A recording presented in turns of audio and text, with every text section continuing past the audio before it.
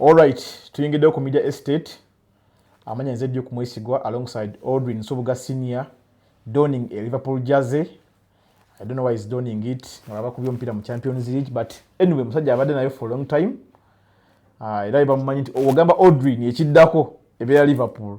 Ekyo tosobola kukimubuuza. Audrey, how have you been? Mbaddeyo guno mwaka gutandise, nga bamanyi omwaka gutandika mpola mpola naye mbaddeyo gye ndi. You're looking good. Siina buzibu. Obadde ombuuza nti nze buli Lwakutaano nina okwambala omujoozi every Friday.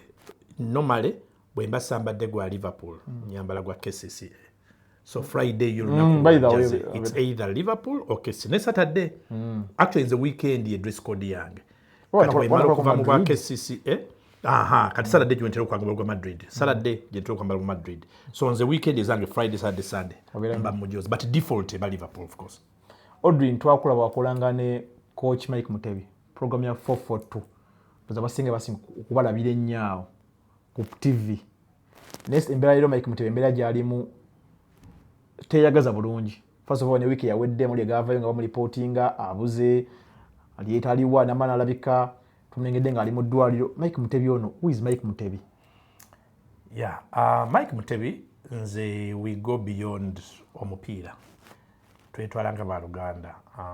Nzomu ku bantu no bayita muganda wange. Bwaba referringa to meet agamba mukwano gwange agamba muganda wange. Tuvudde wala mumanyidde emyaka kati gisukka mu 3. Tetwagenda mu masomero gegamu ne our first point of meeting era ye passion yaffe y'obulamu, that is mupiira and primarily KCC Football Club. Na meeting Mike, our first meeting yali Lugogo ku kisaawe nga twakava nze nga nakava e Makerere. Which year is that? That is around 92. Now nga nze ndi muwagizi, as in big fan muwagizi, but by that time much earlier of course ngo muwagizi wa KCC nalinga siva Lugogo, ate Lugogo yalinga address yaffe ya buli kanaku. So nga twebumpinga into ne muchatinga wansi ne kwa biki naye omukwano gw'okutandikira ddala. That was mu myaka egyo nga 91 waawo we are joining la KCC nga student player yakamala emyaka gye gisooka ne tukwatagana jukira ffena twali tugenze mu ssomero yagenda Namiryango nze nali ngenze Buddo. One of my other best friends who is late yali David Kyambadde ye kati Kyambadde ne Mike baali bagende Namiryango mu primary kati ate Kyambadde nze nensinkana Kyambadde Buddo mu secondary ne tubikaminga very close. Kakati Kyambadde ya introducingira Mike kubanga bo baali bamanyiganya mu primary. So ne tugizimba bwe tutyo tuvaawo. So twatandika ku level ya mukwano naye nga meeting place yali KCC kisaawe gye twafena twali giwagira. Pesa ekyo kiruddewo. Now it has been there forever. So of course forget ebyo kukidevelopinze mu 2000s naye ekisaawe kyennyini kibaddewo okumala ebbanga. So Mike bamulabanga mu element ya player kuba yajja mu KCC ng'omuzanyi at the time kali yayite yalwanya okuba bankuba masasi mu kugulu. Vida yali mu transferring nga yagala mujja ku KCC emutwale mu Vida yali musambi mulungi nnyo we yajira mu KCC yali kati azanya defense ne bano ba cultured center back olabanga style ya Sekajja bana batuulayo bano siba manmaka ne bano ba Gatto Mulwanga Sekajja ye last man ne bano ba last man abamanyi nnyo mupiira nti ye kind of Van Dijk organize yetaha obafunye ye type ye kati nga yete yetaga kola bya man marking ite boba game reading class on the ball gugaba agenda maso jukira ate ye yali asona kusaba midfield yali midfielder ne maso nga asamba je yatandikira. He was a complete player nga asamba positions nyingi naye nga ye organizer bikira ngumulabira elements ze. Yali mulungi nnyo yasambira under 20 under 23 nze namulaba nga ali akasambira yakajoininga under 20. Cranes yalomba Cranes jukira bwaba yakatanda okusambira under 23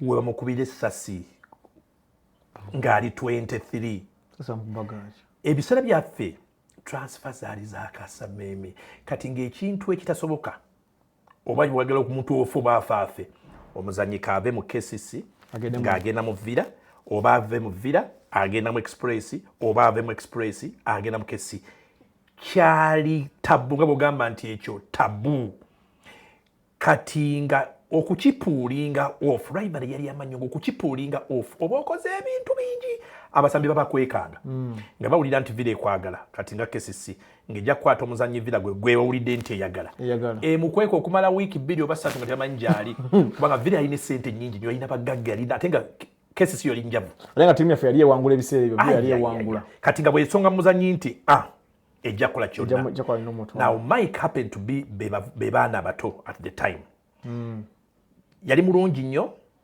Villa kati negamba mbu ono tumwesibyeko tumwagala ebimu ku kesi byerina okukola kumukweka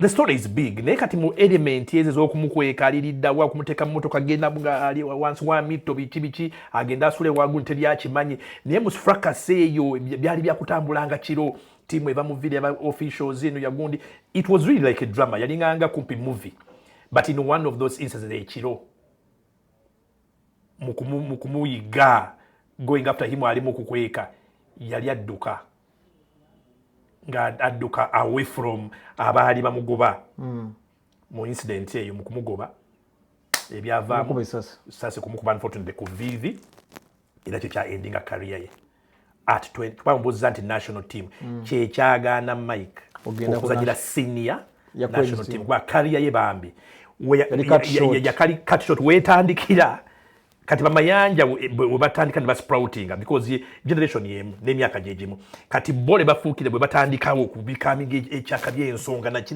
ki ye that is where it ends kubanga vivi once that happened injury of course bichi he never recovered tugende coaching career but that is where he's going kati nze right from early on yalinga coach at 23 we are so coaching la KCC 23 years now this is not a KCC jolabaka kati this was a KCC erina abazanyi bemwogerako kati abazanyi bano bemwogerako bajasonyi mayanja 1993 nga coach wa KCC era ekyamufuula coach batwadangiriza bingi nnyo ebiseera ebyo ngono coach baba biganye nga fabagizi tugoba nga tweguluma nga tugoba fabagizi twagobanga nga twagala kumanya kati I don't remember ani yali coach at that time naye mu time y'okugoba coach yali coach time eyo sijjukira yali Paulson nenga bacoach abalingawo abamanyi abo mu time y'okugoba nga twetaaga coach tiimu nga teyinza kubeerawo mu kyangala obviously fenaawo abadde asambira tiimu ate nga buli omu amumanyi nti nno coach kuba amanyika okucoaching atandika mu primary okuba coach oyo muvubuka yagenda nga primary coach agenda ogenda miryango mu secondary nga coach ddala era ye abantu bamumanyanga nti musambi naye coach because he had that talent kati 92 tunoonya coach tumaze okugoba tugobye batukuba tugobye tugamba nti ati takyasamba naye nga everybody had seen nti ono mwana ali talented he had a talent era fena nga tukkiriziganyiza team tugikwase Mike at 23 Mike lwatandika mu KCC kubanga if he couldn't be a player at least he could give that service coach atukoochinga league of course white chikolo tukikuvuddeko bamukwasa campaign ya Uganda Cup netugenda tuyise mugundi tugenze quarter finals tuwangudde semi final kati ebiseera byo kesi yayina ebizibu bingi nnyo mu administration nga n'okunenengana kungi n'entalo nga nnyingi nnyo kati nga ba senior players ba legend ne ba official ba administrator abamanya waliwo bintu ebimu bye bataakirizanga kubeerawo kati Mike okuva edda nedda he is very principled ayina yengeri lwakuba ebintu etali ya bulijjo tayagala muyingira mulimu gwe tayagala mugamba kyakukola bw'omukwasa ttiimu gimulekere tova erimu olwokuba gwe oli senior simanya gwe boosi we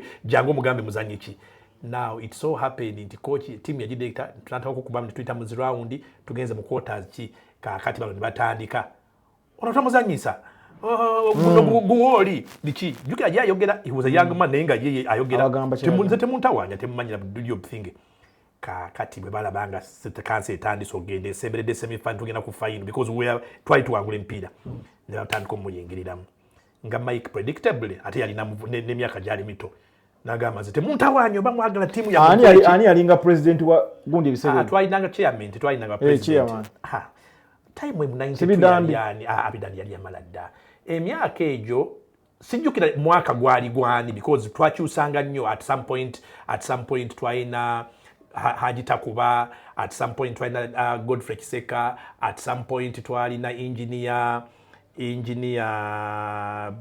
yalisandikirako bindi labidde twalina bangi I don't remember ani at that time yasooka ani yali twalinanga Mutenda yalinga vice chairman I don't remember who was at the time obwongo buyinza okukola ennyo naye nga ze kyemmanyi nti he was given a chance because everybody ali mu kesi yali amanya nti muvuka waffe yali awagira ttiimu naki anyiiga and it is him tukunyiiga agamba nsaba mwagala ttiimu ki you take over resigning I think twali tuwangudde semi-final nga tugenda mu final so ttiimu agisuula wagamba nze temuntawaanya sijja kukola kye muŋŋamba ate temumbulira ki kyakola kati mukugamba temumbulira kyakola n'agisuulawo ne bagikwasa omulala yani nirabiddwe lijja kujja gwe bagikwasa kati oyo gwe bagikwasa nga tugenda ku final tuwangula ekikopo kya 93 oyo gwe bagikwasa n'awangula ekikopo naye abawagizi ba KCC ffe twagaana okukkiriza nti yakiwangula ku final yakiwangula because ttiimu twali twalaba gye yava okuva Mike wagikwata n'ebizibu bye twalimu kati ffe twagambanga nti kikopo kyani kya Mike wadde oli yageza mu final n'akiwangula ffe twagamba nti kya Mike era ffe kye twakibalanga kya Mike to this day ffe tugamba kyali kya Mike nga bibaawo of course ngava mu ttiimu akomawo ddi jukira yali 93 94 95 bizibu byalingawo awo tuli emyaka egyo gyali mibi for KCC 95 96 eyo express etudominatinga Mike bamukomyawo mu 96 tukoze bubi nnyo tuze very bad season express etudominatinze Mike akomawo nga coach at what age 27 umanyi what 27 is mupiira you are too young you are a kid ogenda kugamba bazanya bali Mike bakomawo bamugamba sebo bitulemye tusonyiwe tiimu tugikuddize tugeganye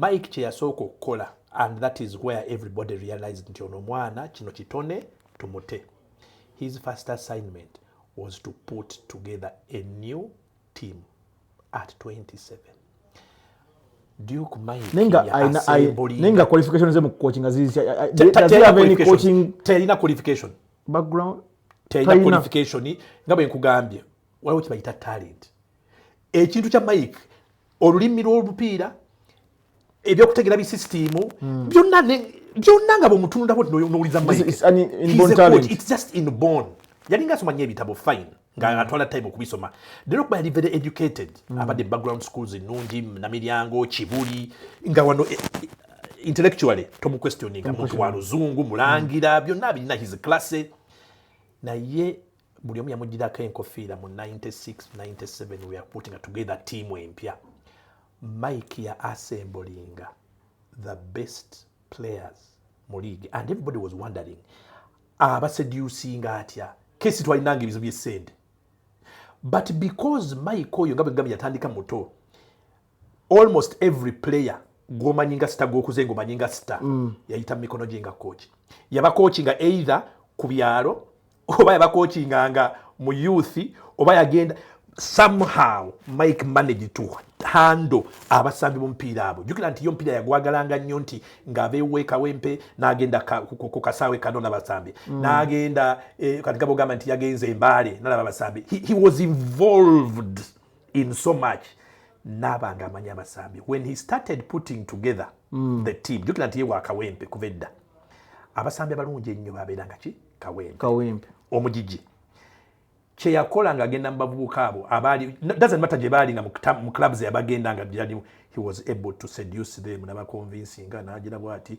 basekajja Musoke Wilson Guy the late baani waliwo omugigi awo gwajja ne basekajja abo balinga mu State House club gye baalimu nga engeri best entebe naye nga bonna bakawempe bonna bannaggalama bonna Mike basamba yagenda okuretiringa nga basambyeko together oba nga abalabye abakoochinze kawempe abakoochinze naggalama ebyo bwe bityo kakati kasitaba mu mulimu n'agamba nti mumwesirikire ng'agenda mu bavubuka bonna naye nga buli muvubuka gwayogera naye super kati n'agenda nga abaleeta bonna n'abaasembolinga kati ye okukonvinsinga abasambi kyali nga kyangu nnyo because it wasn't really about the money bo bagambanga ngenda kusambira Mike nze ngenze ngenda kusambira Mike nze ngenze n'alyoka asembolinga tiimu n'agireetera Gogo Byansi Godfrey Mugisha Sekajja baani Mawa baani bonna 97 season n'etandika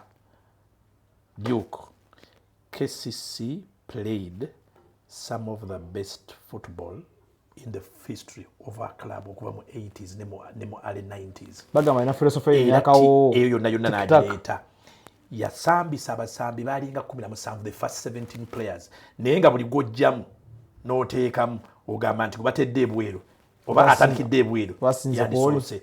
It was a brilliant team.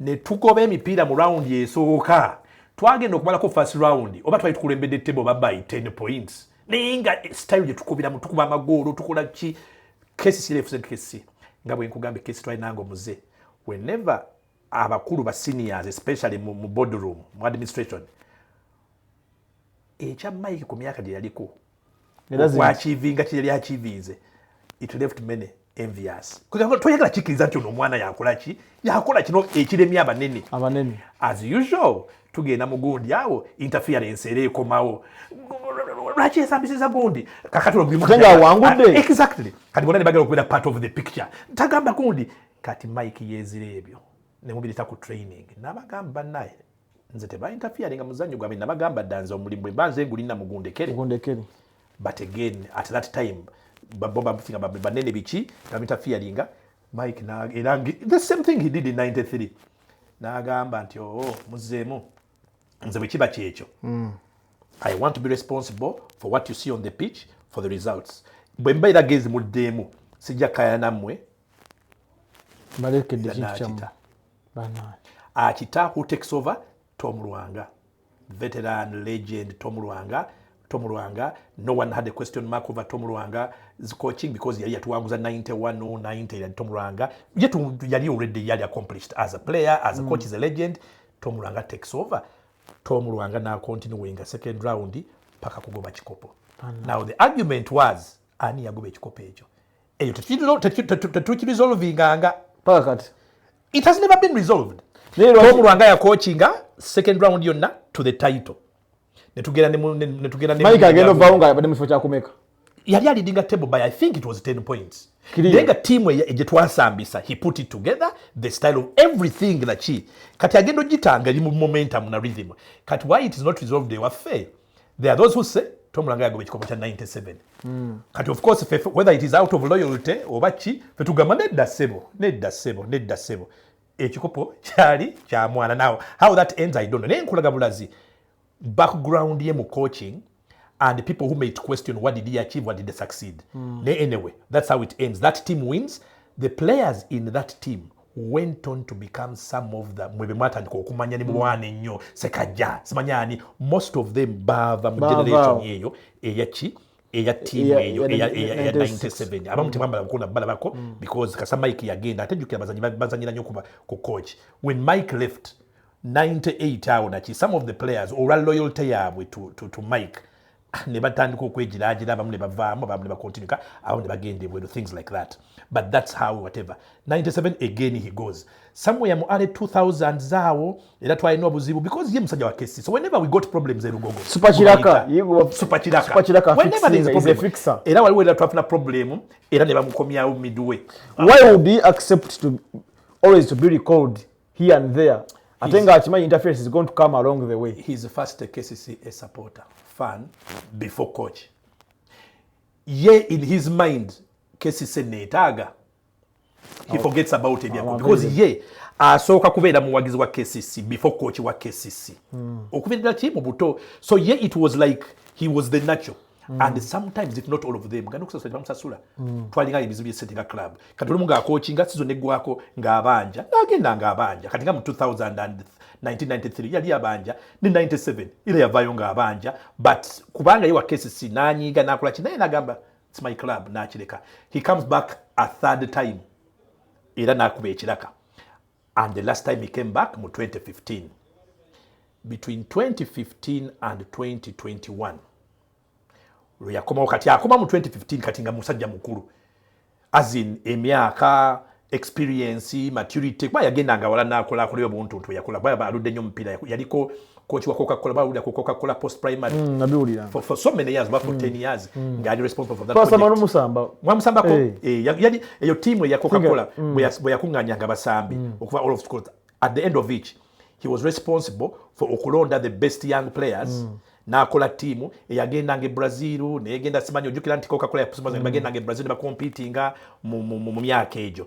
He was also responsible. Kati ekyo kyamukipayinga for several years nga kyafokasingako bw'aba takola ekyo bamuwa ekyeyo team eno bweti bamwetaaga ne banabakolera, because ye muntu wa mupiira agwagala nnyo. He used to do that. Naye kya Coca-Cola kyamukipayinga nnyo for such a long time nga ayinza okumalako half the year nga planninga Coca-Cola kuyita bazannyi kubapotinga together. He did, that's how he came to handle so many young players.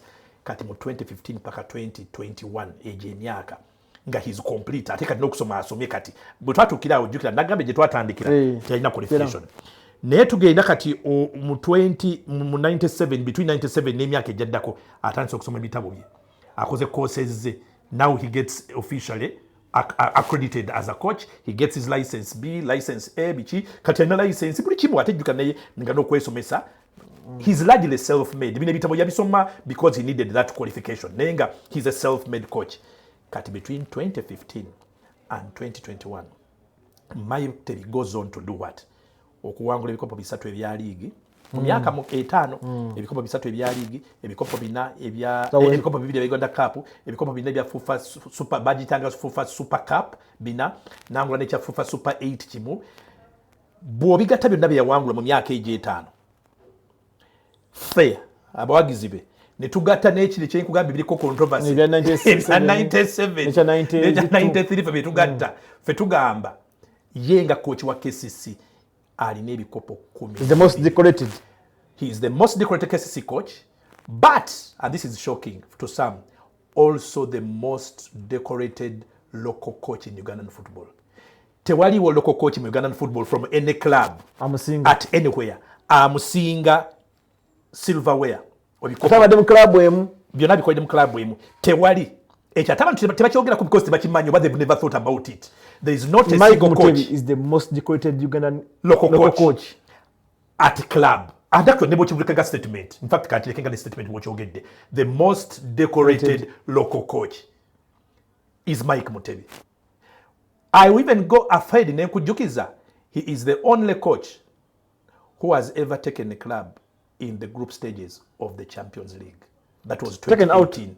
Okujitwala mu group stages. N'asoma pre-qualifiers na pre-qualifiers ne bagenda mu gundi mu groups banya mu kusunsulamu group ne then ne qualify ogenda mu kibayita group stage. Ekikyaleme Vipers all these years with all the coaches. Ekyalema Villa. Jukira anti Vipers bali coach bonna ne sente kikyabalemye. Mike at KCC mu 2018 yakikola. Nga mu group jalimu ya timu za Egypt ezo Al Ahly zani yabikola.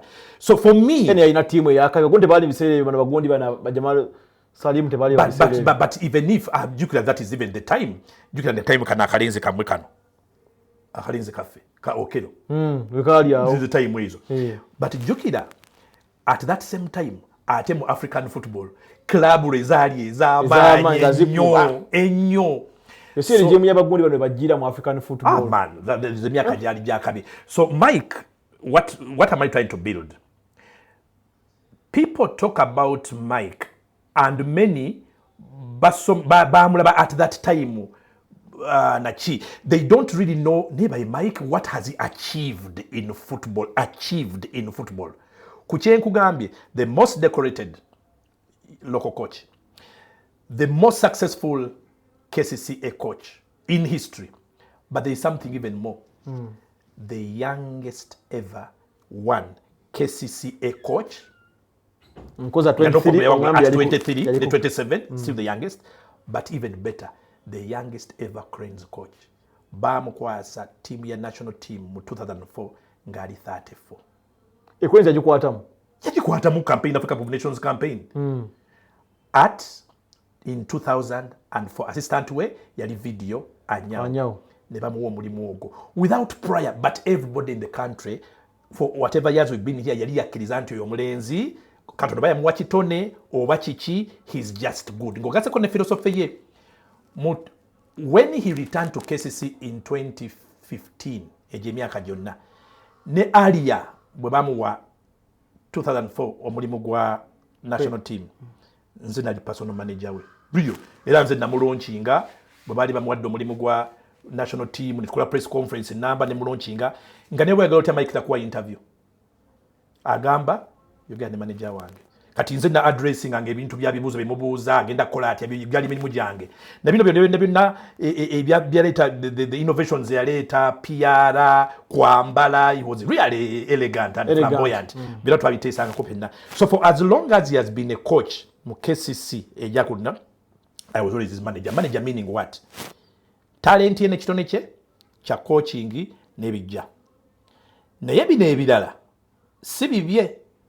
Kati ng'ebyo yagambanga nti ebyo omusajja wange my brother my gundi ebyo abitegeera ebyo yajjo bihandulinga. So mbwabwaga bintu bya PR ebyaki mumbuuza bino ebyo mbibuuze Aldrin yabimanyi. So behind the scenes, that's the role I played in his life. Tutuuse kutya wano nga coach ali most decorated mu Uganda asavinze club ye that level.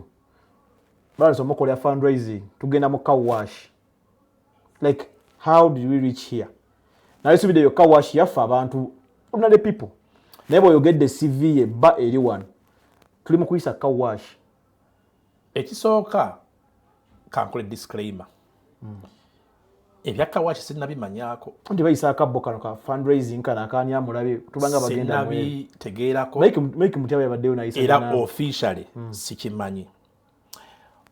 Mike Mutebi bwembanga mumanyi bulungi, and I think mu bantu abamanyi Mike Mutebi abamutegeera, I think I'm one of 5 people who can claim to know him, but better still omutegeera. Mike Mutebi gwemanyi would not nga ategeera bulungi in his normal mind would not request or sanction any initiative gwenga bwogiyise nti kawashi ebyo bintu nti kawashi biki in his name gwemanyi nti ddala yatudde wansi n'omuntu n'amugamba nti mugende mukole kino nga yayogera nabi Mike Mutebi nga yayogera exactly njagala onotinga ennyo ku byekyeggamba. Mike Mutebi gwemanyi whatever the circumstances of his life waliwo ebintu ebitali Mike Mutebi nga this is just not him. Nti Mike Mutebi agende public alasabirize, that's not Mike Mutebi. Nti Mike Mutebi mukole eggwanga mujje publicly in his, that's not Mike Mutebi. Mike Mutebi gwemanyi ono, football has been unkind to him. Nti obuuza ekibuuzo nti ono si video buildings Mike Mutebi yandibadde. Let me tell you something.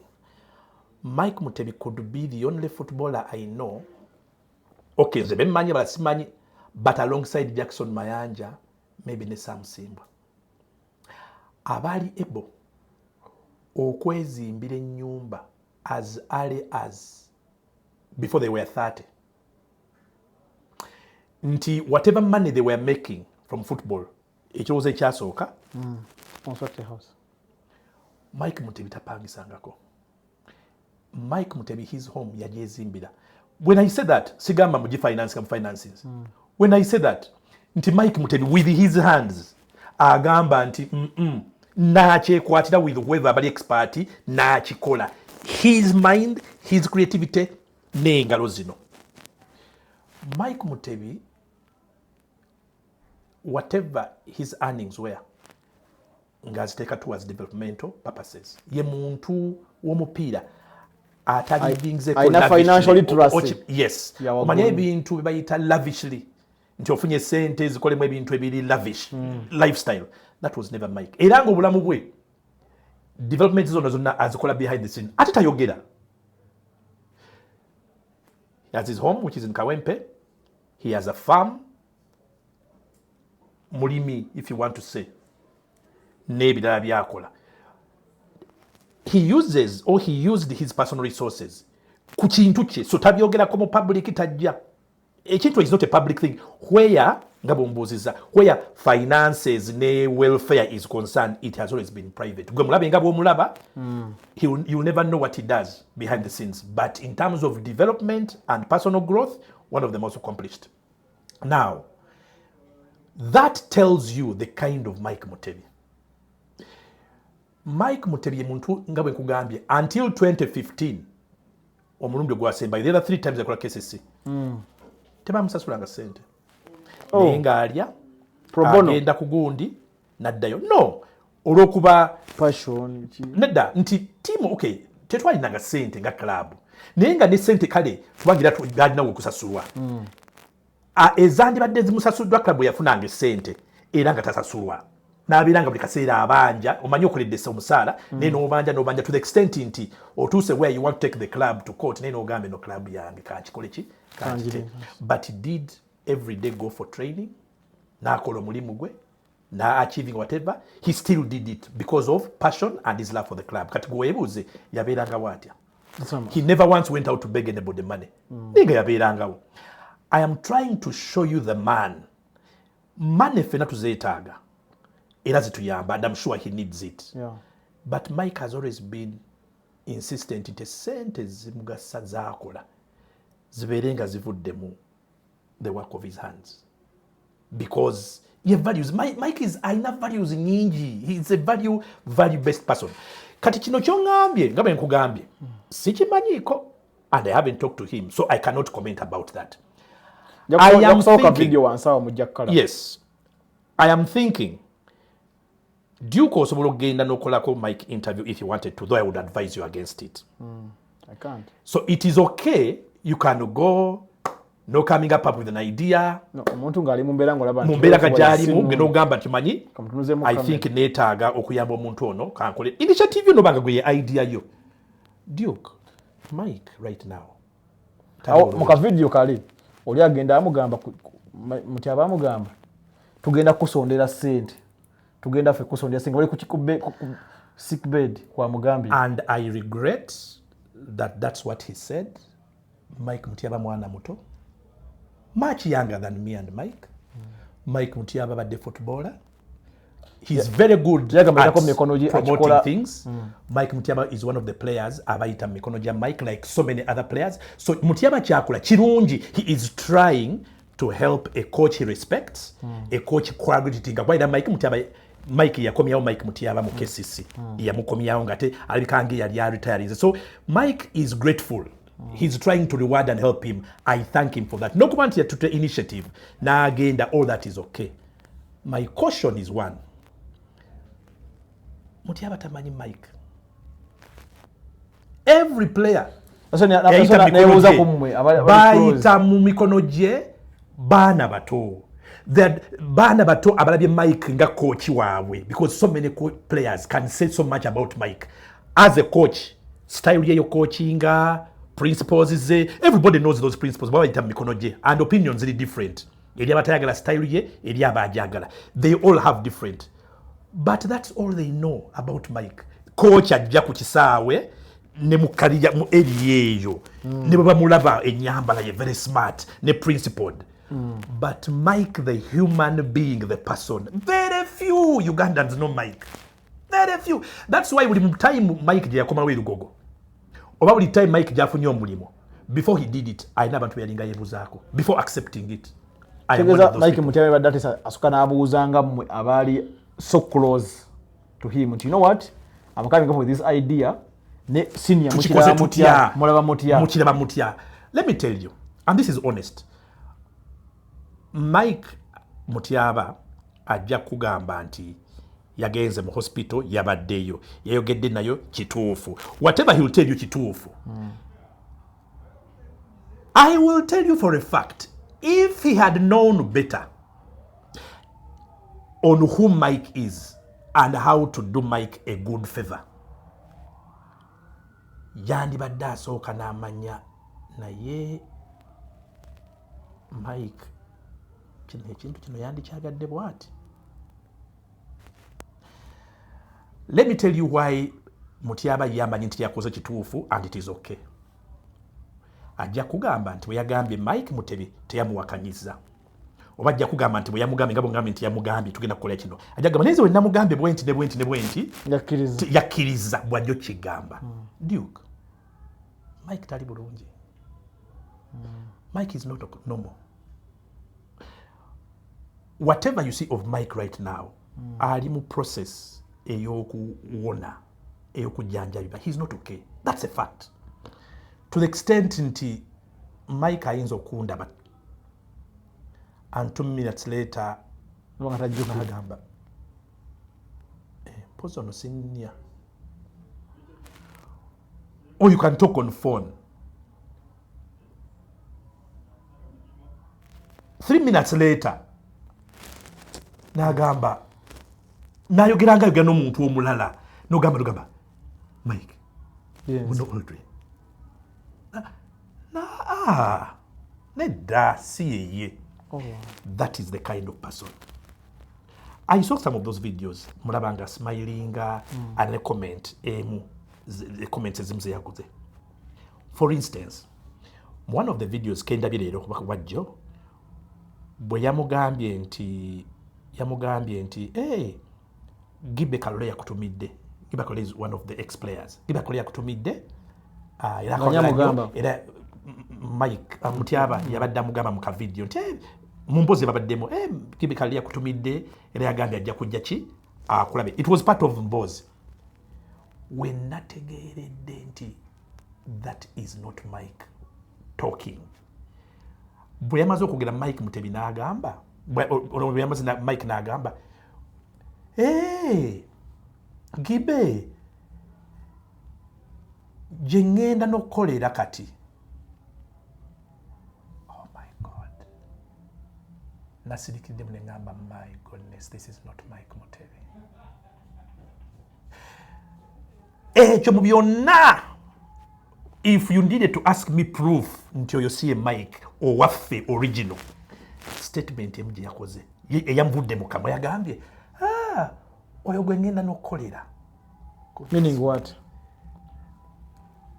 I think kyategeezezza because Gibe ayina academy and I'm thinking because I know Gibe as well. Gibe ayinza okuba ndowooza yamugambako oba yamutuukira oba namugamba nti jangu ohandling ki academy yange oba project yange. It is possible and I'm sure Gibe akimwagaliza, which is very good. I know okuba. So kirina okuba nga yakireese maybe because either already plan yagimanyiiko oba bagyogerako oba. But Duke, Mike Mutebi would never be heard on camera in public making a statement eyinza egamba mbu yeetaaga mulimu nti era ali too excited agenda kutandika nti era agenda kikola ng'akigamba ki muntu w'amawulire. That is not Mike Mutebi. So when nakalabye netulira Mike neŋŋamba oh my God mukwano gwange kusaidia Mike Mutyaba ye nga ye omuzanyi gwe yatendekako bw'alaba ng'ebitongole wammanga bino gavumenti tenaakujja kuyamba muntu bw'atyo. Club nga KCCA gya training gyakolerako for all that tenaakuvayo kugamba nti katuyambe omusajja waffe ono. FUFA tenaba kuvaayo kugamba nti bannange ffe tugenda be responsible for Mike Mutebi. Honestly nabanga ne Mike Mutebi at the back of his mind alinganga alaba omuntu gwe balekeredde nti bamulese nze kanyambe. Ekyo kye kikulaga bambi nti Mike Mutyaba tategeera Mike Mutebi tamumanyi. Ye kyakoze bye byamwe by'ababloga buli kyemukola funayo kantu kirina okuba ku kamera buli step gy'okola erina okuba ku kamera okugenda abayongerayo bubaka obubaka aba abongerayo. I am just trying to make the point kuba ngambye kesi tenavaayo fufa tenavaayo naki I'm trying to make my point. The first people to go to Mike ng'agenze Mulago was the club. In this whole thing mbadde nkugamba abadde behind whatever initiative ebaddewo behind the scenes to whatever help, it is KCC Football Club. But why is it that KCC Football Club are not making this a publicity thing? Why is it that they are not bringing cameras? Abantu bategere nti wabaddewo CEO wa KCC oba board oba abantu bagize. Why isn't KCCA doing that? And I'm thanking the club for that. Why should his family allow Mike Mutebi to take their camera? Auntie Uliriza, why isn't KCCA doing that? They would want publicity. They would want the whole club to know. Because if you know Mike Mutebi, you never use his plight. Mike Mutebi, you never use moment ye ngali wansi for gain. Either publicity or okuwanibwa oba okwogerebwako. You never use Mike's image. Olaba ne bwaba ali mu bulungi ng'ali ku high, Mike tayagala gwokozese success ye gwe weekole ki we promoting. How about when he's down? So abantu abamumanyi, if they know something about Mike, and I'm sure KCC, because that's his home, they know something about Mike. Mike oyino kitegeera, whatever you do for him kikole for him, but do not gain mileage out of kyomukoledde. That is not Mike. So si kituufu nti KCC tenda kye yakoze kati nkukolectinga. No, KCCA is actually behind a lot of the initiatives, but KCC are not going to put it in the open, and I'm thankful and I'm asking them not to, because doing that is not knowing Mike. Knowing Mike is give him help, give him support, be there, but don't publicize, because that's respecting who he is. I am not going to say anything about football Basimba. I can speak about KCC because he's a club young. Now, the other question. Ogambye tebannavaayo bakole ABCD. Tebannavaayo timeline yani agitaddewo. What is the problem? You're saving a life. What is the problem? Ani amanyi timeline. Before you know it, mubanga lino lyonna when the public didn't know. You don't know how many times KCCA has been at his home and has done things to support. Yeah, in the scenes. And I'm not even going to tell you what they've done, because Saga keep presenting as if Mike ali mu desperate situation. No, he just needs help. I won't tell you how many things and what cases he has been doing behind the scenes. Era ne kyemulabako ne recovery, because he's now on recovery platform. Recovery gyemulabeeyo yonna kwakati n'olubuto ne weight gye yali againinze naki. He's looking really good. Much of that KCCA is responsible. But KCCA will not do that to gain mileage. There is nothing mileage to gain. A difference. What am I trying to tell you? Kugenda aggressive mu publicity over Mike's situation is not knowing him. Gwe kyokola kirungi. Byogenda okukifunamu birungi. But please, and I'm asking Mike Mutyaba, he's my friend. Please, nkusaba, if you want to honor Mike, no kumuyamba mu time eno, please don't make it a publicity issue. Let it not be publicity. Let it not be a publicity stunt. No. Mike Mutebi, the real football world appreciates that man. And believe me, if a need arises, whatever it takes, Duke, Mike is going to be assisted, because people respect Mike.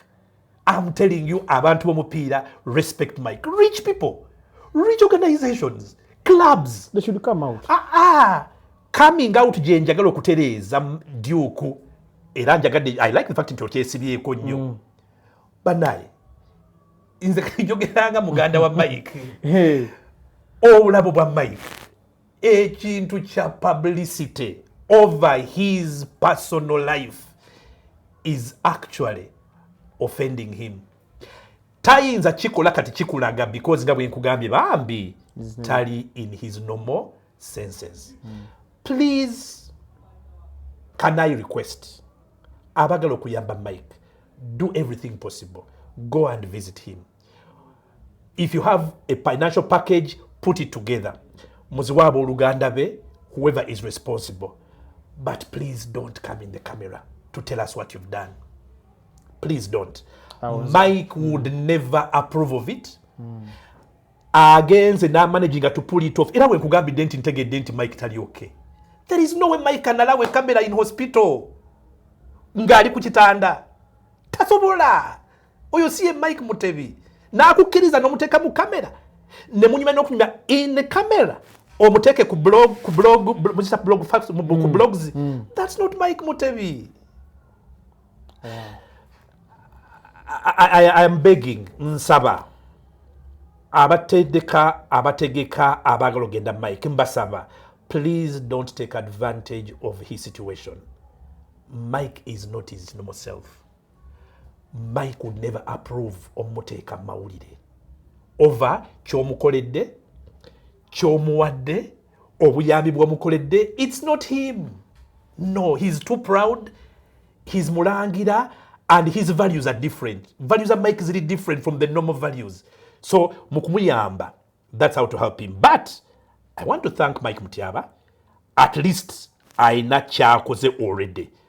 Please go ahead, Mutyaba. Yamba your former coach. Neche nkusaba, Mutyaba. Nkusaba. Mike, mujje mu kamera. Audrey Nsoboga Senior ngayogerako the life and the legacy of coach Mike Mutebi.